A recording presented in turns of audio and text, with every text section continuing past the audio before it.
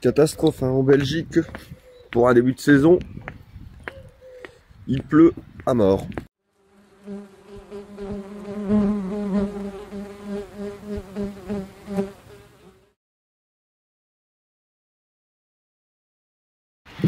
Bon alors voilà, petite vidéo les gars de ma couveuse que j'ai fabriquée. Format Varé. Je vais vous montrer ça en détail. J'ai copié un peu le système de quelqu'un qui a partagé une vidéo sur YouTube.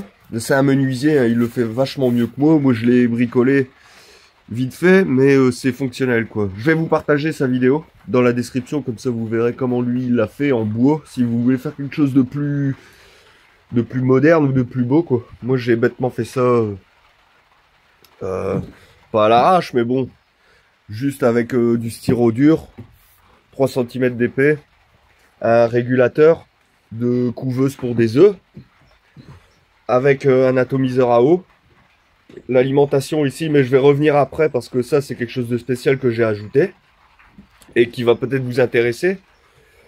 Et alors l'intérieur de la couveuse avec un tapis chauffant.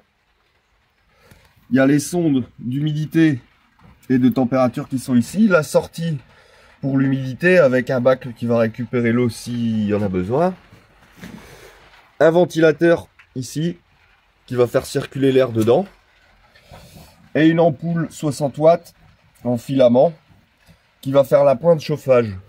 Et alors moi, l'astuce que j'ai fait par rapport à la vidéo, c'est que j'ai fait un petit trou là-bas au fond, je sais pas si vous le voyez, qui passe par le tuyau ici, qui remonte et qui fait circuler l'air dans l'atomiseur à eau.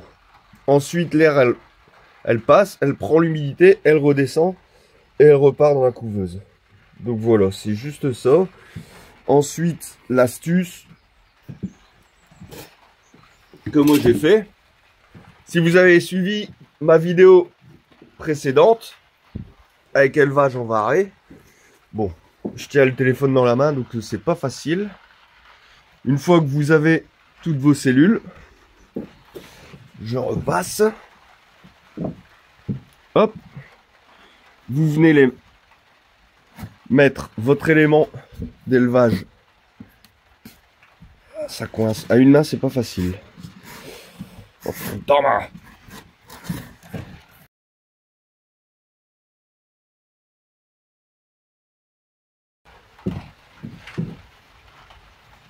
Donc vous venez mettre votre protège-cellule naturel dessus. Ensuite, bah forcément ça passe. Hop. Et alors ça se retrouve comme ça dans la couveuse. Oh. Putain, je fais n'importe quoi.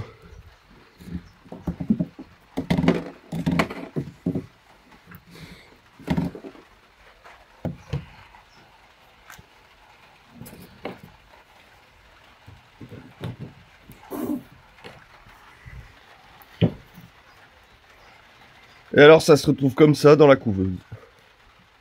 Hop. Il n'y a plus qu'à refermer le toit. Comme ceci.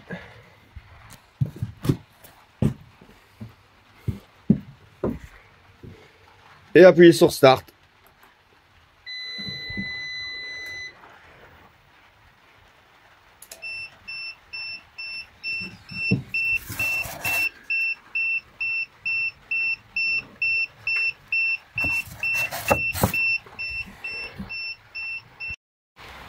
Bon bah voilà, après un bref calcul, une fois que je l'ai mis en route, bah, ça a pris à peu près 18 minutes pour monter à une température de 35 degrés. Là c'est un peu trop parce qu'avec l'inertie ça continue à monter, mais vous comptez à mon avis une petite heure pour la stabilisation. Donc si vous allumez votre couveuse au matin et que vous allez récupérer vos cellules dans l'après-midi, de toute façon elle sera stabilisée, vous ouvrez et alors vous placez dedans et c'est parti quoi. Après ce que je trouve pas mal, c'est qu'avec mon petit système de tuyaux qui passe par l'atomiseur, qui est ici, et ben ça me permet d'avoir 75% d'humidité presque constant quoi. Ça varie sur 3%, ça passe de 74 à 76 et ça aussi quoi. Donc c'est plutôt pas mal, ça fonctionne bien. Il y a le régulateur du ventilateur là-bas derrière. Il y a tout le bordel ici, les câbles. Bon, bah, j'ai pas fait ça propre, mais c'est pas forcément nécessaire. Donc, bah, voilà. Le 35.1. J'ai programmé entre 34.3 et 35. Et je vais finir par avoir une stabilisation avec l'ampoule qui va osciller quoi, entre 34.5. Comme ça, je suis entre les deux. Je pense que c'est plutôt pas mal. Et après, vous allez tous me demander, ben, qu'est-ce que c'est cette espèce de boîtier qui est à côté? Bah voilà, Laurie vient de couper le courant, donc c'est que ça a fonctionné. Donc vous allez me dire, qu'est-ce que c'est que ce boîtier? En fait, c'est... Je vais le mettre dans le titre de la vidéo, mais c'est tout simplement un UPS qui va me permettre, en fait, que s'il y a une coupure de courant, comme maintenant, eh ben, de prendre le relais et de garder la couveuse en route. Par exemple, comme ceci. Je retire la prise. Et ça continue à garder ma couveuse en route. Maintenant, l'autonomie, j'en sais rien. J'ai pas encore testé. Je devrais voir. Mais cela, ça va me permettre de, par exemple, mettre une poignée par au-dessus. Et de pouvoir la transporter dans les différents ruchers. Tout en gardant la fonctionnalité, quoi. Donc du coup, on arrive au rucher avec les cellules qui sont toujours en couveuse, quoi. Donc voilà, petite vidéo sympathique. Maintenant, dites-moi dans les commentaires si ça vous a plu, si vous voulez savoir plus sur la fabrication. N'hésitez pas à partager, à liker, c'est toujours sympa, ça va faire un peu de pub pour ma chaîne YouTube. Et on se reverra dans une prochaine vidéo. Allez, ciao!